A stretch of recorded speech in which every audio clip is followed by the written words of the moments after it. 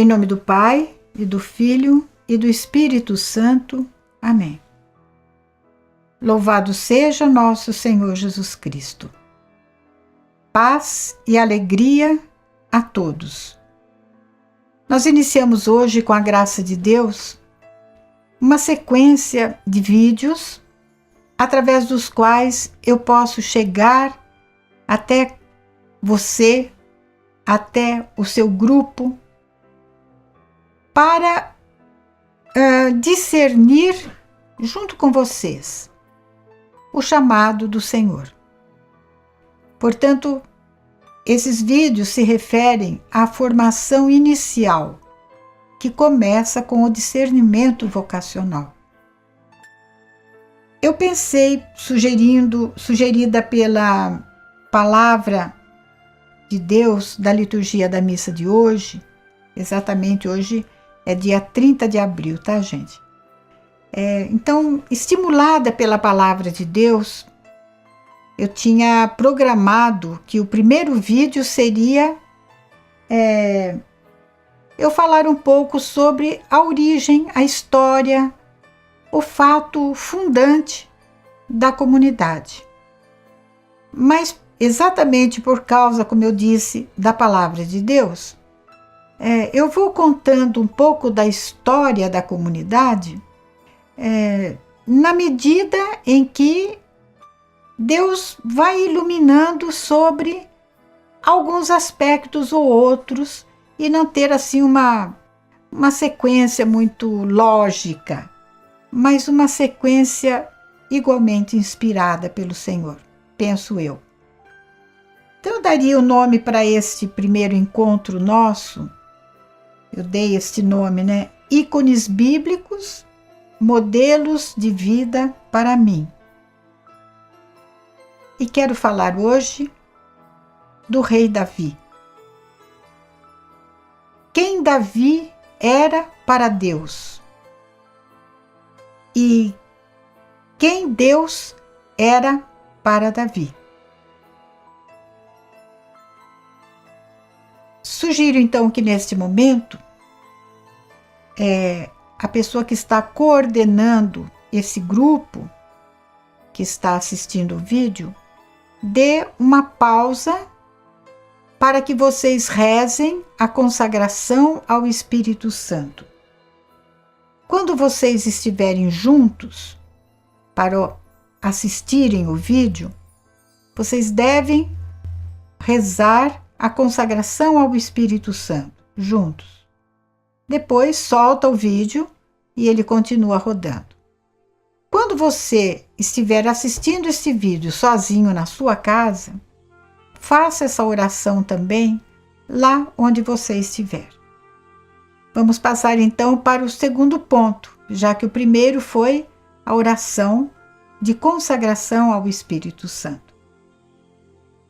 Eu quero partir então da palavra de Deus da liturgia de hoje. A igreja coloca nas nossas mãos Atos dos Apóstolos. Vocês devem ter observado que logo depois de Páscoa nós estamos lendo Atos dos Apóstolos, também conhecido como Atos do Espírito Santo agindo através dos apóstolos. O que me chamou a atenção é que Paulo, seus companheiros, chegaram na viagem missionária deles a Antioquia da Pisídia. E entrando na sinagoga, em dia de sábado, se sentaram.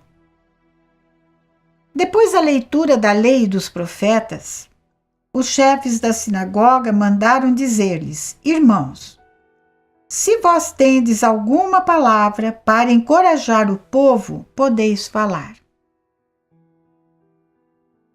O que é que eu pretendo ao me comunicar com vocês através do vídeo? Eu pretendo exatamente, primeiro, poder falar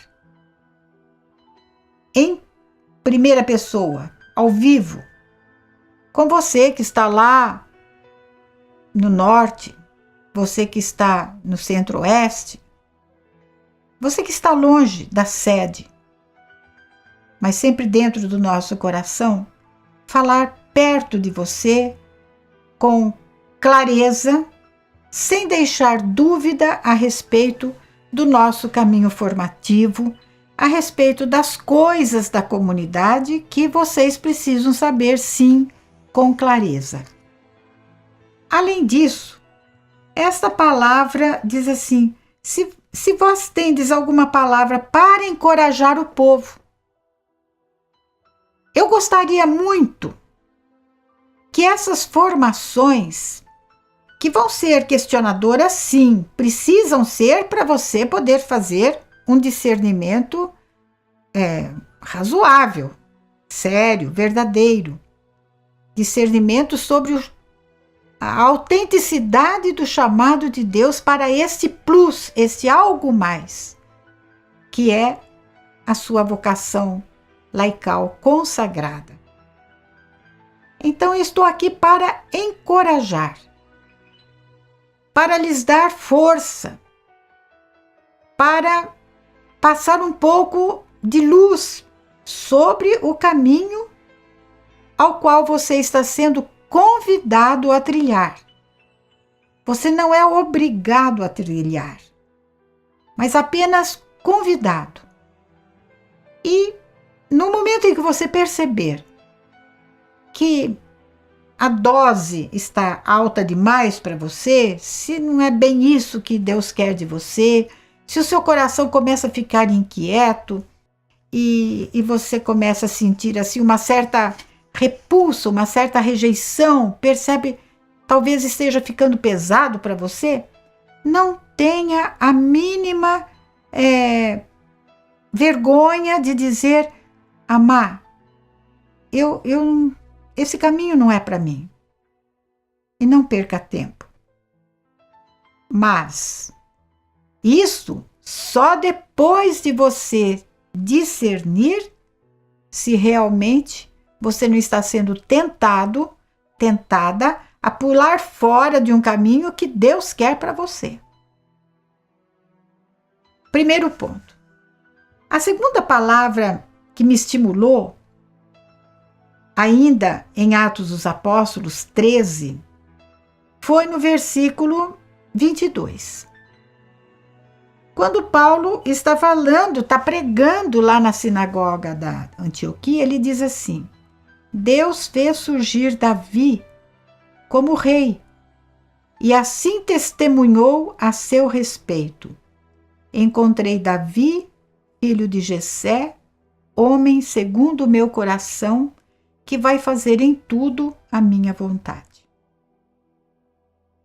Eu gostaria de passar para você um pouco de por que Davi é um modelo para mim de fé, confiança.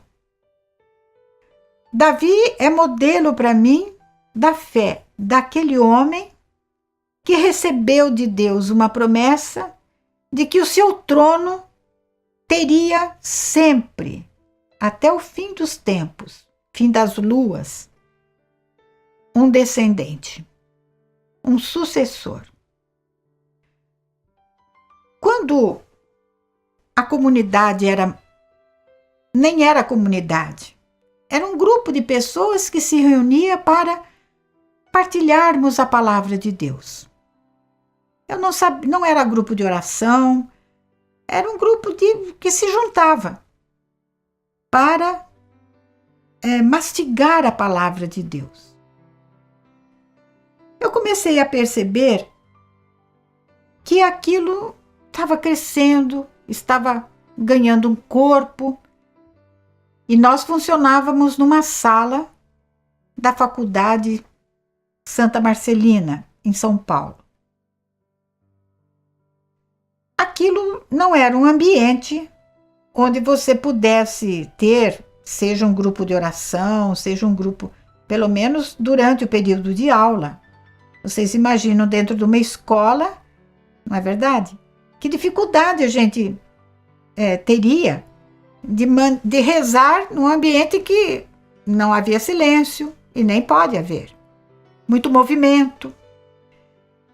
Então eu comecei a sentir necessidade de ter um lugar próprio onde eu pudesse me reunir com um grupo que já estava crescendo. E aquele grupo já estava recebendo um certo formato próprio. Já era um grupo de evangelização.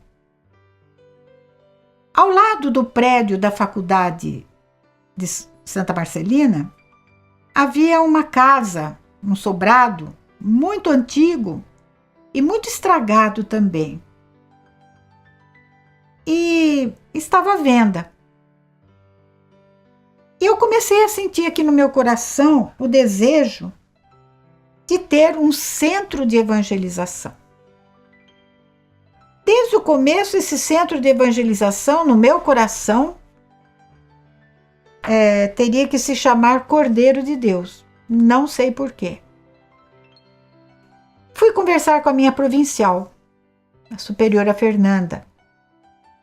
Falei, superiora, a senhora podia comprar aquela casa ali do lado da faculdade, onde a gente pudesse fazer o nosso centro de evangelização. O grupo está grande, ocupava uma sala imensa lá da faculdade. Nós já tínhamos estudado a Evangelho Nunciandi do Papa Paulo VI, e o desejo de evangelizar era muito grande no nosso coração. Começamos a aprender um pouquinho sobre o que era o querigma, e o grupo só crescia. E eu sentindo essa vontade de ter que sair dali para termos um ambiente próprio nosso. E como eu disse, esse ambiente seria chamado de Cordeiro de Deus. Quando eu pedi para o Senhor uma confirmação de que aquilo que eu tinha no coração, eu poderia ficar tranquilo que era a vontade dele, me caiu nas mãos o segundo livro de Samuel, capítulo 7. Vocês vão tomando nota dessas palavras, porque elas marcam a trajetória histórica da nossa comunidade. E vocês vão perceber que a nossa comunidade, ela se apoia em pilares sólidos, rochas sólidas da palavra de Deus. Nesse livro de Samuel, segundo livro de Samuel, no capítulo 7, eu li ali que Davi tinha se transferido para o seu palácio que estava pronto, um palácio bem confortável, e pela janela ele olhava e via que a Arca da Aliança de Deus ainda estava numa tenda. E aquilo começou a incomodar o coração de Davi. Como eu, humano, morando aqui nesse palácio, e Deus não tem nem casa para morar? Olha só o pensamento. Então ele se determinou a construir uma casa para Deus. E foi consultar o profeta Natã. E o profeta disse: é isso mesmo, Davi, vai construir sim. Só que naquela noite, Deus apareceu a Natã em sonho e disse assim: não vai construir casa nenhuma para mim. Eu não preciso de casa para morar. Mas eu sim vou dar uma casa para Davi. E aí fala da descendência de Davi. Casa não no sentido de tijolo, mas casa no sentido de dinastia, né? De gerações, de descendentes da fé de Davi. Muito bem, quem iria construir esse templo de pedra seria o filho de Davi. A promessa de Deus para Davi era que ele teria uma descendência E essa descendência nunca faltaria na sua sucessão. Assim como custou para Davi entender o plano de Deus, custou para mim também. O que eu queria? Ter um centro de evangelização, onde, com independência da estrutura de uma escola, eu pudesse conduzir aquele grupo que começava a me seguir.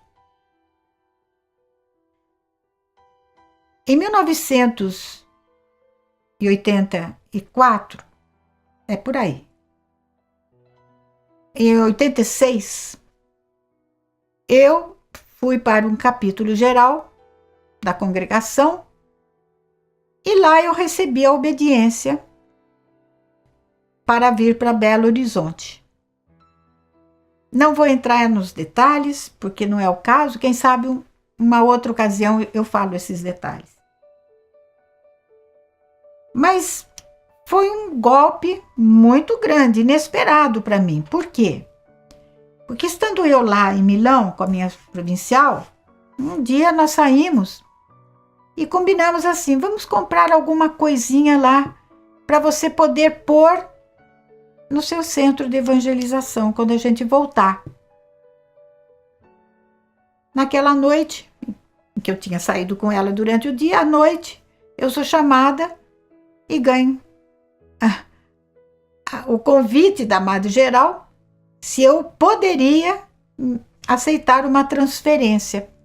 A princípio eu não sabia que era para Belo Horizonte. Muito bem, outros detalhes também em torno disso fica para outra vez. Mas quando eu cheguei aqui, e aí eu falei, puxa vida, então acabou o sonho do centro de evangelização. Olhem só como as coisas de Deus, você pode dar pirueta para tudo quanto é canto. O plano de Deus acontece. Eu cheguei aqui em Belo Horizonte na manhã do dia 26 de janeiro de 1987. Essa viagem fui eu que marquei a data. Eu disse para minha superiora, se eu puder escolher, eu gostaria de sair de São Paulo no dia 25 de janeiro, conversão de São Paulo, do apóstolo Paulo, missionário. Eu vou como uma missionária. E vou chegar no dia 26, de madrugada, de manhãzinha, no dia exatamente de 2 discípulos de São Paulo, Tito e Timóteo. Eu falei, nossa, tá fechada a espiritualidade paulina, né? Entrei, tomei banho, tomei café, tive contato com as irmãs e antes de ir para minha sala, eu quis conhecer a estrutura física do colégio de fora para dentro. Então, desci pela rampa da portaria central, fui até o portão do colégio e quando eu me virei de frente para a fachada do prédio, eu vi a porta da capela, quem conhece sabe, né? Escadaria, a porta da capela e atrás um painel, dois painéis um de cada lado, de anjos. E sobre a porta, aqui em cima, quem está lá? Um Cordeiro de Deus, um mosaico com o Cordeiro de Deus. Quando eu bati o olho naquele cordeiro, eu entendi o recado de Deus. É sim para você ter um centro de evangelização. É sim esse o nome para o centro de evangelização Cordeiro de Deus. Está aqui o mosaico com o Cordeiro de Deus, confirmando aquilo que eu acabei de contar para vocês. Comecei então minha vida ali. A mesma receptividade que lá em São Paulo meus alunos e amigos tiveram para com a pregação do querigma, em Belo Horizonte foi maravilhoso. Eu posso dizer que São Paulo corresponde à pré-história da nossa comunidade. Em Belo Horizonte é a história da comunidade. E estávamos de novo dentro de uma escola. O tempo foi passando, foi passando. Chegou o momento em que a comunidade já tinha um nome. Estava tão bem estruturada e com vários cursos à noite, sábado, aprofundamentos. Começou a primeira missão fora de Belo Horizonte foi em Urupês.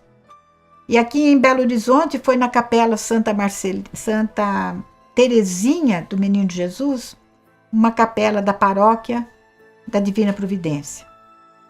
Já estávamos estendendo nossos ramos. Vira e mexe vinha à minha cabeça uma certa dúvida. Será que isso daqui vai durar para sempre? Até quando a comunidade vai sobreviver? E toda vez que me ocorria uma dúvida a esse respeito, eu caía na minha mão. Eu não procurava não, gente. Eu não abria a Bíblia assim por acaso. Era na liturgia da palavra, era no ofício que a gente rezava, laudes e vésperas e completas. De alguma forma caiu sobre a minha mão. Ou esse trecho que eu falei para vocês, do segundo livro de Samuel, capítulo 7, ou o Salmo 89.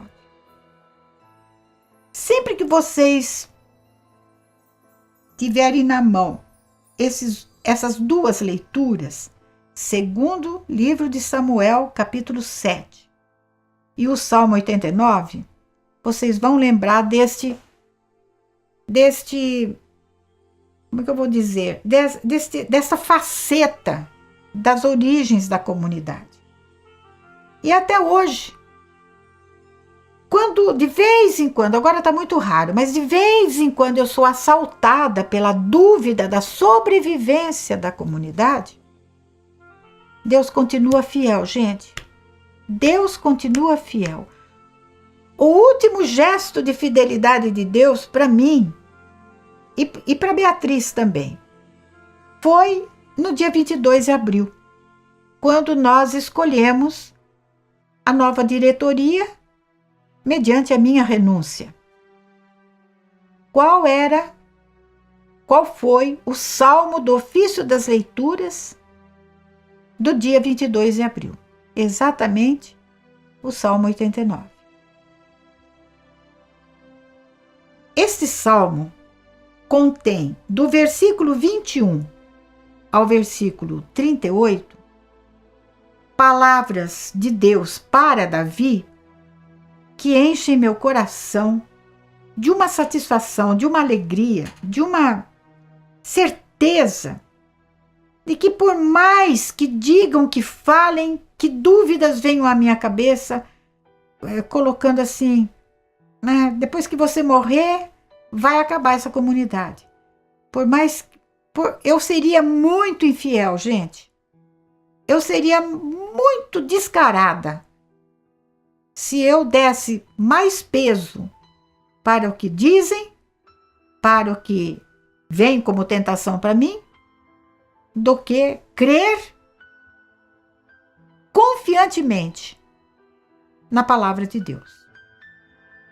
Eu sugiro que vocês, durante essa semana, explorem bem esses dois textos. O segundo livro de Samuel, capítulo 7, e o Salmo 89, todinho. Mas focalizem bem os versículos de 21 a 38. E pasmem. Neste dia, eu queria começar este vídeo contando para vocês a experiência de Peruíbe, que antecedeu a comunidade. Eu comecei a falar hoje de um pedaço da história já começada. Mas existe um antes, que não é o caso de falar aqui. Mas essa palavra de Deus para mim me dão a plena segurança de que não faltará descendentes no trono de Davi. Não faltará sucessores da fundação, do fundador, da fundadora, para nossa comunidade. E vejam, a primeira vez que nós, para valer, eu renunciando e assumindo uma nova diretoria, e tendo na mão a confirmação da palavra de Deus no Salmo 89, gente, só se eu fosse muito infiel, só se eu tivesse muito doente da cabeça, para não ver nessa coincidência o plano e a mão de Deus. Portanto, eu fico muito feliz de vocês estarem ouvindo essas coisas. E vejam bem, o Salmo do dia 30, quando estou gravando esse vídeo, o Salmo é o 89. E o que ele diz? No versículo, minha colinha aqui, 21 e 22. Encontrei e escolhi a Davi, meu servidor, e o ungi para ser rei com meu óleo consagrado. Estará sempre com ele minha mão, e meu braço poderoso há de ser a sua força. Quantas vezes eu me senti esse Davi? Não só nesse tipo de promessas que eu acabei de ler para vocês, mas também no pecado. Davi foi um grande pecador, mas um grande pecador arrependido e perdoado por Deus. Por isso, toda vez que vocês perceberem que aparecer para vocês o nome de Davi, lembrem-se de mim. Lembre-se dessa experiência que eu trago no coração. Lembre-se dessa certeza que eu tenho dentro de mim. Por mais que digam, por mais que imaginem, por mais que a tentação me assalte, eu sobreponho a tudo isso as promessas de Deus para Davi. Quando eu digo para vocês, tenham o fio condutor da sua vida, de tudo, para discernir para isso e para aquilo, a palavra do Senhor. É nela que nós temos segurança. O segundo momento da nossa formação, eu quero mostrar para vocês outra providência do Senhor. A fraternidade tem como regra, um ponto de regra de vida, ler todos os dias ou uma vez por semana, conforme a possibilidade de cada um parágrafo ou um ponto da instrução sobre o serviço da autoridade e a obediência na igreja. É a nossa Bíblia da obediência. E hoje é dia 30. Estou gravando esse vídeo no dia 30. Fui lá na instrução para ver o que é que eu poderia aproveitar para gravar. E olha que bonito, gente. Deus quis que o ponto 30 que nós estamos vendo hoje se refira a uma prece da autoridade. Um modelo, uma prece bonita de um padre do século XII, que escreveu, um monge, escreveu essa prece, que é uma prece própria para todos aqueles que têm autoridade, seja na igreja, seja fora da igreja, mas sobretudo na igreja. Eu gostaria que vocês me acompanhassem.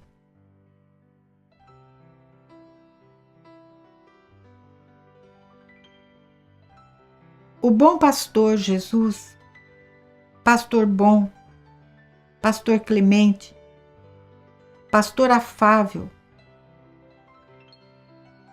Aliás, desculpem, vou voltar.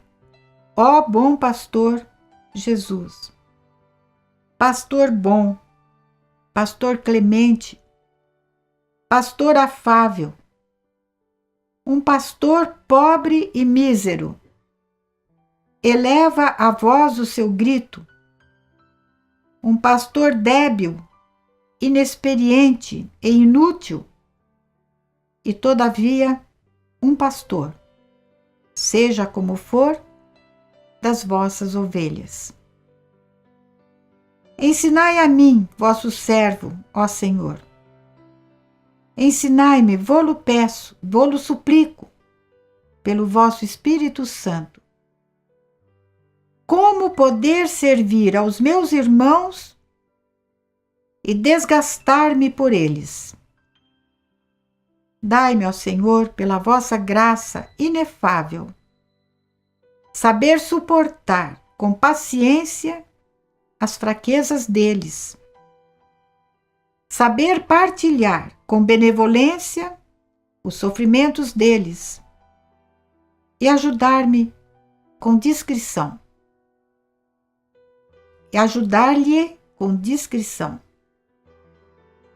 Na escola do vosso Espírito, possa eu aprender a consolar quem está triste, a fortalecer os pusilânimes, a levantar quem caiu, a ser fraco com os fracos, a indignar-me com quem sofre escândalo, a fazer-me tudo para todos, para salvar a todos.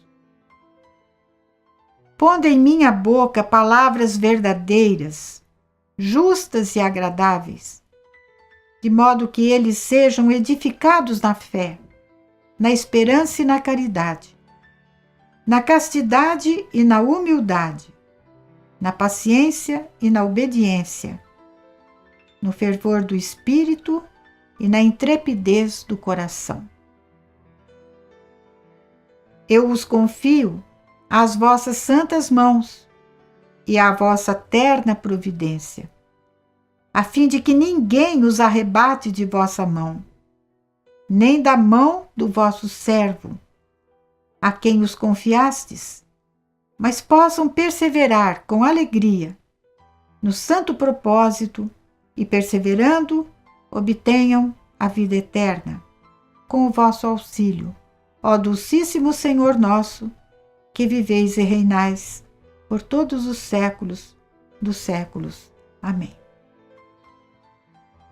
Eu senti nessa oração, o autor chama Eulredo, eu senti nessa oração alguns pontos que eu gostaria de colocar exatamente nesse primeiro vídeo de formação. Nunca me vejam como uma pessoa completa, plena, perfeita. Você vai dizer assim, claro que não. Mas há pessoas que idolatram o fundador. Há pessoas que divinizam o que é meramente humano. Há pessoas que colocam os fundadores sob um pedestal que não é deles, é de Deus. Quero que vocês me vejam sempre na minha debilidade, inexperiência e inutilidade. Porque quando Deus é Ele que faz, quando Deus quer fazer, Ele se vale dos instrumentos mais estragados e mais pobres e miseráveis para fazer grandes coisas.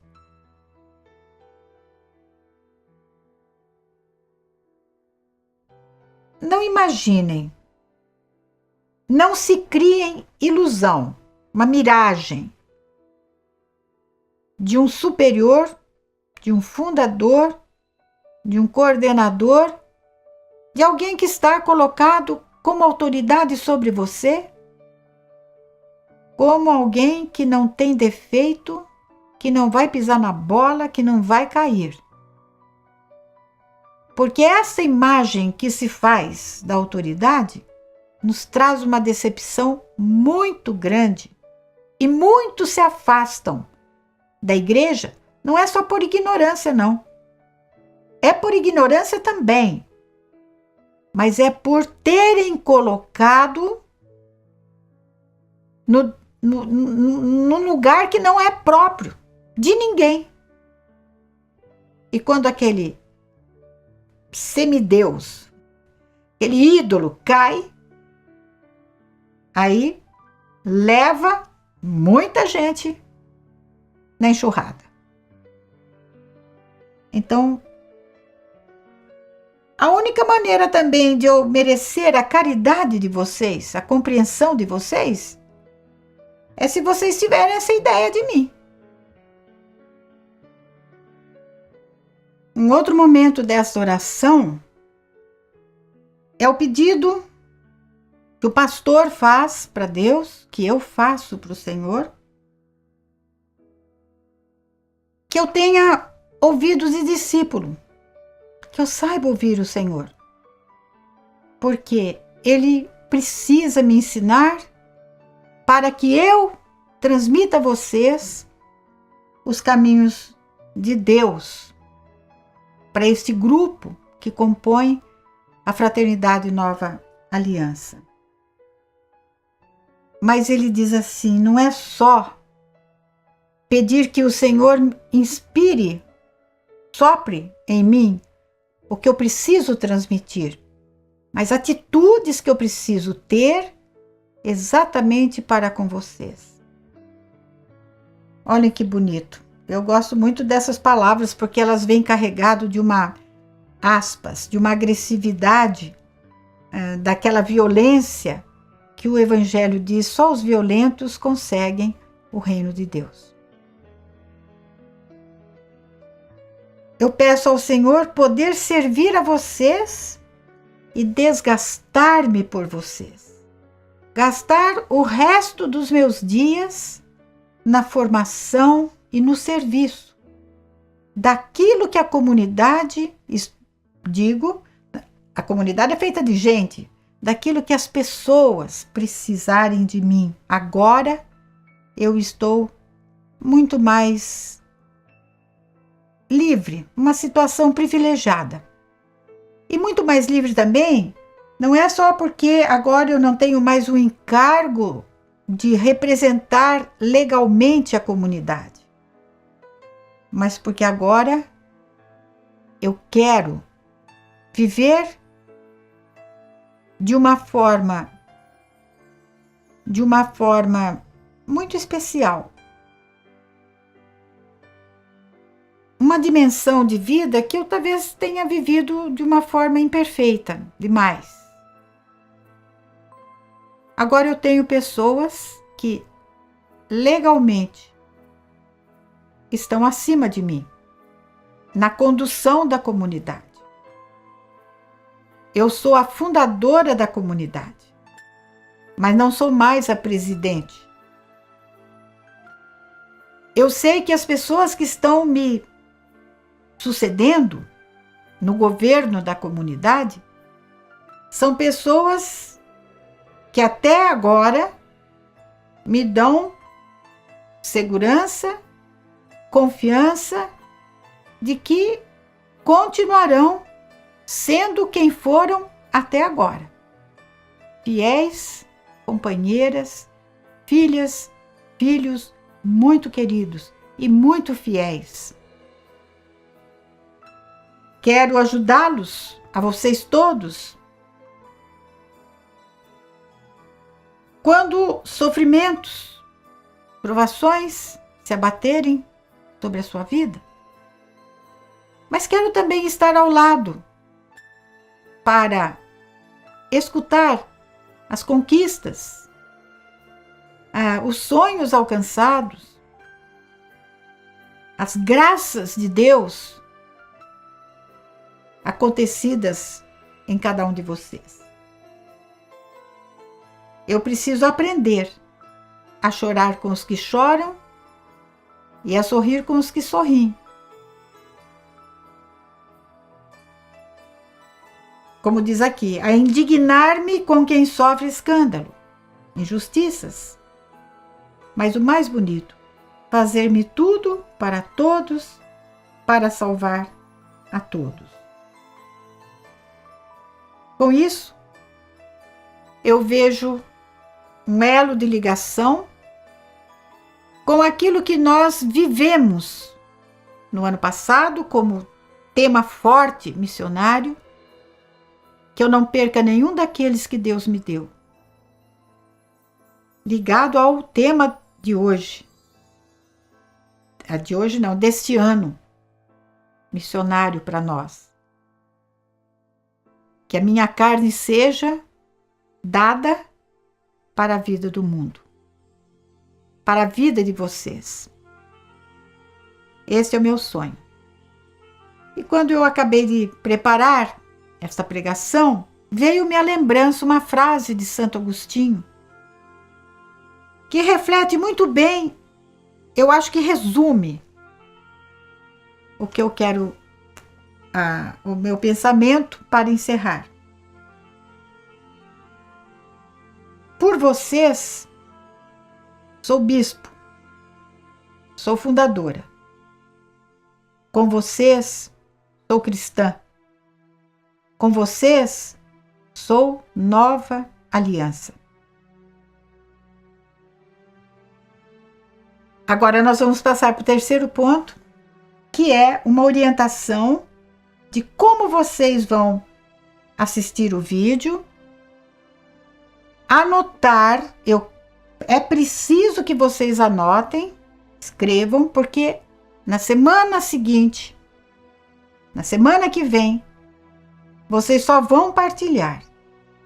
E só vão partilhar orientados por aquilo que estiver escrito. Não é para ler o que está escrito, não.